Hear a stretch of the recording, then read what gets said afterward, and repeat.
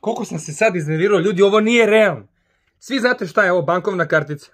Znate šta je ovo? To je čip.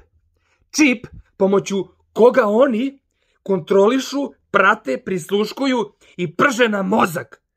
Ne bude mi teško, odem u banku, priđem nekoj ženi i rekao, izvinite, a šta je ovo? Ona ladno, čip.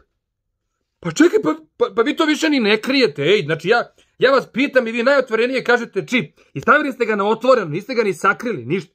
Rekao, ovo je kartica od moje bake, ona leži u krio snu, zamrznuta. Šta će vama njeno kretanje, zašto nju pratite, žena se ni ne kreće, zamrznuta je, razumeš? Ona kao, gospodine, zvaću obezbeđenje, marš, ti si vladarka i senke, znam šta pokušavaš. Odem ja odatle, dolazim kući, žena sa vrata, bio poštar. Molim? Pa kao dono račune. Odakle taj govnar zna gde ja živim? Otvaram račune, moje ime. Odakle vam moje ime, bre majku vam jebem? U tom trenutku zvoni mi telefon, kao Mare ovde. A koji Mare? Pa kao Mare iz Srednje. A je li Mare iz Srednje? Odakle tebi moj broj telefona? Kao imam. Imaš? Majku ti jebem špijunsku. Bam, razbijem telefon, razbijem ovu karticu.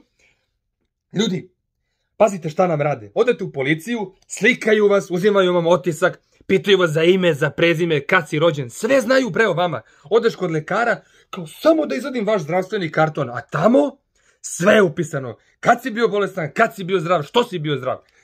Odeš u školu, on uzme neku knjižicu pa ti upisuju ocene. Šta tebe briga za moje ocene? Zašto me kontrolišeš? Sve su to načini da oni nama prže mozak. Ali moj mozak neće te spržiti. Što je spržen, spržen je. Brkati bradonjace pa bubne opne. Znaš ti ko sam ja, ko mi je tata? Da li znaš moga kuma ili brata? Znam boks, judo i karata i mnogim opasnim rečima baratam. U redu ispred pošte, neko mi se mršti, lagano reč po reč, svađa kreće